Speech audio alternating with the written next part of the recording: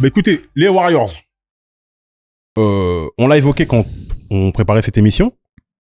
On voit des Warriors au début de saison qui étaient pas trop mal, qui faisaient un parcours après qu'on dégringolait.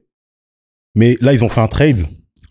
Moi, je pense qu'avec ce trade-là... Non, mais toi, quand t'as vu débarquer Butler du côté des Warriors, est-ce que tu t'es dit, Banco, ça va changer la saison de telle sorte à ce que maintenant les Warriors deviennent candidats au titre et autres? Ou est-ce que tu t'es dit, c'est un feu de paille? Ouais, surtout ce Butler-là, comment il est parti. Va y avoir avec en plus ce qui s'est passé dans le contexte Miami. Ouais, mais moi je me suis dit encore, ça va être un problème qui a été déplacé en fait. Je voyais Jimmy Butler, j'ai fini par voir Jimmy Butler comme un problème en fait, dans le sens où Minnesota c'était un problème. Enfin, ça s'est toujours mal fini.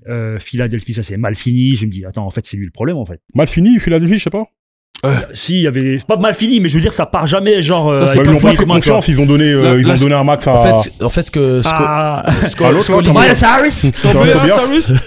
non, je pense que quand il dit ça c'est mal fini, c'est pas forcément parce que il y a eu une embrouille ou autre, mais quand il dit ça c'est mal fini, ça c'est que forcément il y a soit de la rancœur, soit de l'antagonisme, que ce soit au sein du vestiaire, avec le front office. Mais en fait, ouais, moi j'ai vu Jimmy Butler quand je l'ai vu arriver à Golden State, j'ai vu ça, en fait, pas comme un problème sportif ou quoi que ce soit, mais je me dis, humainement, il doit être chiant un peu, lui. C'est ce que j'ai pensé réellement. Je dis, il doit être casse bonbon. Ah, tu voulais dire casse-couille, mais dis-le. Je veux dire, tu penses que ici, il n'y a pas de problème.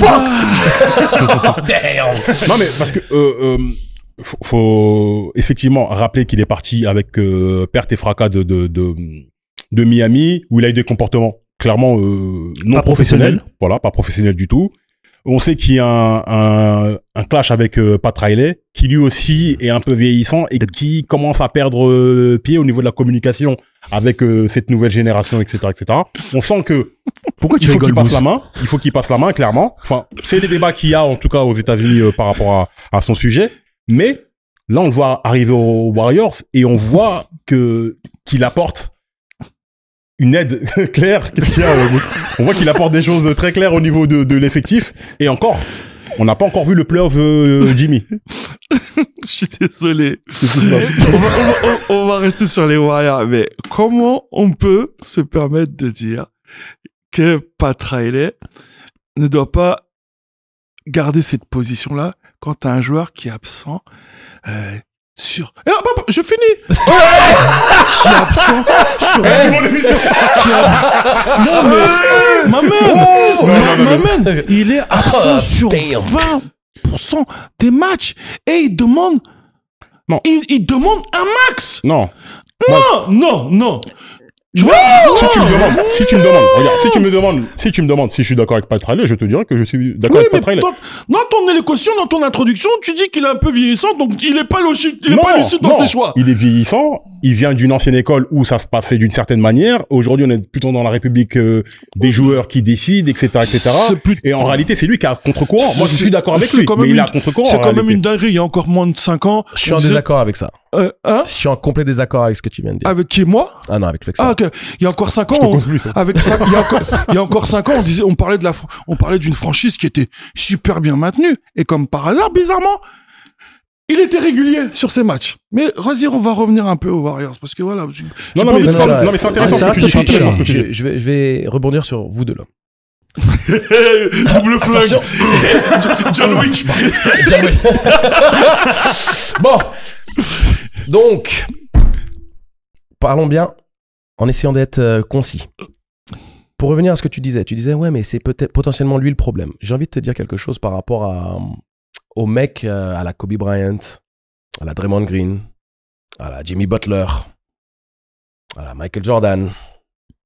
Et je suis pas en train d'en faire l'apologie. Je suis juste en train d'expliquer les mécanismes au niveau de l'interaction avec ce type de personnage. Quand tu as un niveau d'exigence, un niveau de compétitivité, quand tu creuses un petit peu les histoires de ce qui s'est passé du côté de Minnesota, le pourquoi ça a capoté. Quand tu creuses du côté de Philly, pourquoi ça a capoté. Et à un moment donné, Miami, c'est la même chose. Miami, c'est pour lui. Miami, c'est pour lui. Je finis par rapport à Olivier. Sachant que c'était des interrogations, hein. Je n'affirmais rien. Ah, non, mais tranquille. Non, mais je voulais tranquille. Je voulais juste... Appelle ton avocat. J'appelle mon avocat. Non, mais j'utilise cette opportunité pour compléter ce que tu poses justement sur la table et je trouve ça très, très intéressant. Le truc avec Jimmy Butler, c'est que au niveau de sa culture, il y a une raison pour laquelle ça colle si bien avec les Warriors. Parce qu'il intègre un vestiaire où c'est Draymond Green, le chef de garde, et maintenant le chef de garde il est en train de dire « Quoi ? J'ai un mec qui, si je suis là, il va littéralement boire mes paroles et rajouter du feu sur le feu sur le feu, mais rajouter de sur le l'huile magma, sur ce brasier que je suis en train d'essayer de créer dans ce vestiaire. » Et on est en train de voir qu'est-ce qui manquait à Minnesota. Il manquait de la compétitivité, de la dureté.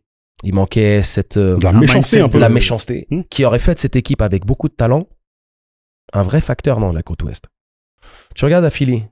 Soft ass Philly. Soft ass Philly. Embiid. Soft ass Embiid. Bah, et je le dis. Il est même pas soft, il est pas là. Non mais le problème c'est quoi? C'est le mec qui va tout le temps flopper. C'est le mec qui pourrait mettre 50 points par match mais qui préfère flopper et pleurnicher. Non mais il est même pas là, c'est encore pire. C'est que t'es même pas là. Mais même quand moi je te parle de quand il est là. Termine les gens. Il faut dire les choses. Soft ass Embiid, que ce soit dans sa manière de se comporter, que ce soit dans sa manière de jouer au basket, avec le talent qu'il a, c'est une insulte au jeu. Donc ça, c'est pour expliquer le pourquoi du comment ça colle pas. Bien sûr. Quand ils disent, vous préférez un Tobias Harris à moi, c'est ça qu'on est en train d'expliquer justement. Exactement. Tobias Harris ou Jimmy Butler? Les calculs sont pourtant assez simples. Non mais mais qui est-ce qui correspond mieux à soft ass Embiid? Tobias correspond très bien. Jimmy, not really. De la même manière que Kobe et Shaq, pourquoi ça collait pas? Hey, lazy ass Shaq, get to work.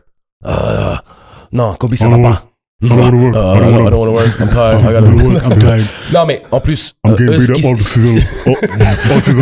ce qui a été bien, c'est qu'eux, ils ont fait une interview où ils ont pu dire les choses et il y avait un amour profond entre les deux, il y a un respect profond et au final, ils ont pu squatcher ça. Mais le truc de Jimmy Butler, c'est ça l'idée. Ouais. Donc maintenant, pour en revenir à tes propos, attention. Qui était le premier soldat de la Heat Culture? Qui était le premier ambassadeur de la Heat Culture? Jimmy. Mais c'est pour ça que je dis qu'il y a une rupture. Donc maintenant, quand la Heat Culture te rappelle quels sont les préceptes et les principes auxquels tu dois te tenir, maintenant, t'as plus trop envie de le faire, donc tu vas commencer à cracher dans la soupe.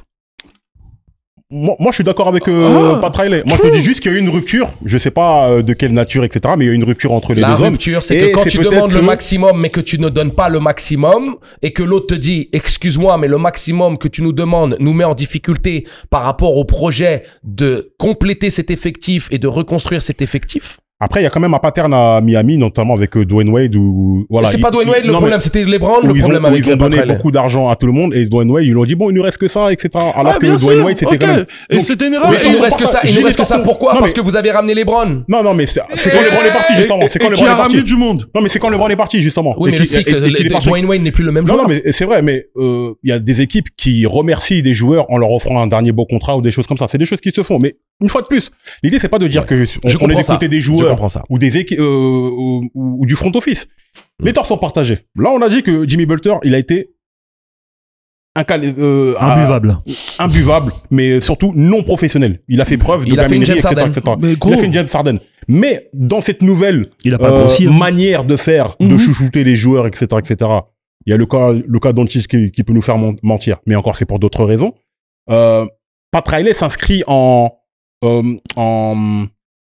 en défaut par rapport à ça, tu vois ce que je veux dire? Il est l'un des seuls fers de lance du basket un peu dur des années 90. Et celui qui va prendre la décision finale. Avant ça, il y a un taf, il y a un staff qui présente des chiffres, qui présente des choses et qui disent, ouais, voilà, aujourd'hui, si on continue avec Jimmy, on part avec lui sur 3 ans minimum. Exactement. 3 ans minimum. Et n'oublions pas la sortie qu'il y a eu l'année dernière. Ouais. Si j'avais été, non, mais elle veut tout dire. Si j'avais été là, ça serait jamais passé comme ça. Mais pour que ce soit jamais comme ça, il aurait fallu que tu joues. Voilà ce que Pat Riley lui a sorti.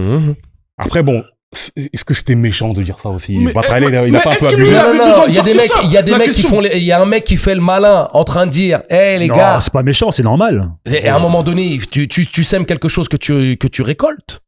Tu lances un boomerang, Qui faut sème savoir le le vent, rattraper. récolte le tempo.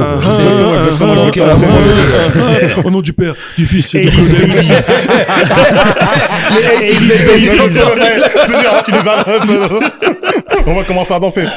J'ai fait un crime de lèse-majesté. MC Solar, excuse-moi, on a haché ton œuvre. Mais je pense qu'à un moment donné, Jimmy Butler, revenons sur le centre. Warriors. Est-ce que ça leur garantit une finale de conf? Non. Ah, tu penses pas? Non. Mais franchement, ils sont débarrassés de Wiggins, ils ont récupéré Butler à la place. Franchement, tu trouves pas Non. qu'en termes de cœur, Il a ces valeurs-là, on les connaît et on lui retirera jamais ça à Jimmy B. On lui retirera jamais ça. Mais gros, après les trois là, il y a un chantier, c'est vrai. il faut que tu fasses jouer Curry plus de 30 minutes. Il faut que tu fasses jouer Jimmy plus de 30 minutes. Non, il faut que tu les fasses jouer plus de 35. 35. Tu penses pas que sur un dernier tour d'honneur, ils sont capables sur de... des séries de playoffs, c'est comme si tu me dis aujourd'hui, mets LeBron James sur 7 matchs. Non, après LeBron son James, titre à la il est clinique, fait, tout va hein. bien. Je veux dire, sur 7 matchs, ça doit passer. Ça passe. Magnifique. Le petit moment C'est ça que Il vient de dire quoi j'essaie de te faire comprendre. C'est que c'est une plus-value de monstre. D'où ils viennent, c'est une plus-value de monstre. C'est un cadeau de Noël. Ils auraient pour pas grand chose, ils ont eu Jimmy. Mais Jimmy, aujourd'hui, déjà qu'ils sont numéro 1 en termes de salary cap explosé, là, il s'apprête encore à l'exploser avec Jimmy parce que il lui a déjà proposé les 3 ans.